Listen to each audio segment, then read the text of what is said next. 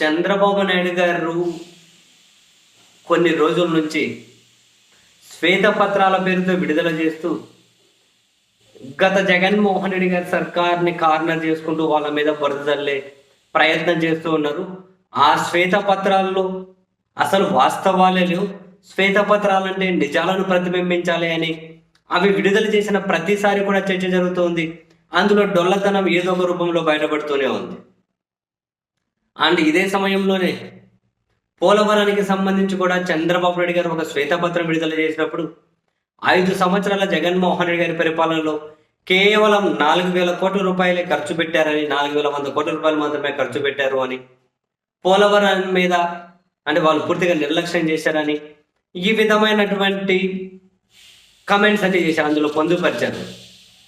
అయితే తాజాగా తెలుగుదేశం పార్టీ ఎంపీలే పార్లమెంటులో కేంద్ర జలశక్తి మినిస్టర్ పాటిల్ని వీళ్ళు ఒక ప్రశ్న అడిగారు. పోలవరానికి గత 3 సంవత్సరాలలో రాష్ట్ర కేంద్ర ప్రభుత్వాలు అంటే ఇద్దరు కలిసే పెట్టాలి, కేంద్రమే కదా దానికి డబ్బులు ఇవ్వాలి.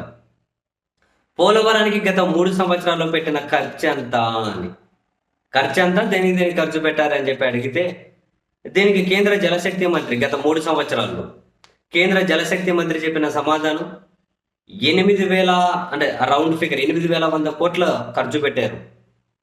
8,100 కోట్ల రూపాయలు 3 సంవత్సరాల్లో ఖర్చు పెడితే 4,200 కోట్ల రూపాయలు ఇందులో రాష్ట్రానికి రీఎంబర్స్ చేశాం. ఇంకా 3,800 కోట్ల రూపాయలు రాష్ట్రానికి రీఎంబర్స్ చేయాలి.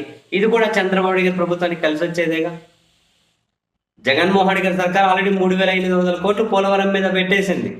8,000 కోట్లు పైన పెడితే 4,200 3 సంవత్సరాల్లో 4,200 కోట్లు రీఎంబర్స్ చేశారట. ఇంకో 3,800 కోట్లు రాష్ట్రానికి ఇవ్వాలి. అది నేరుగా చంద్రబాబు గారికే కదా, అది కానీ కలిసి వస్తుంది అని చెప్పి కేంద్ర జలశక్తి మంత్రి చెప్పారు. చంద్రబాబు గారేమో 5 ఏళ్లలో పెట్టింది 4,100 కోట్లు అంటారు.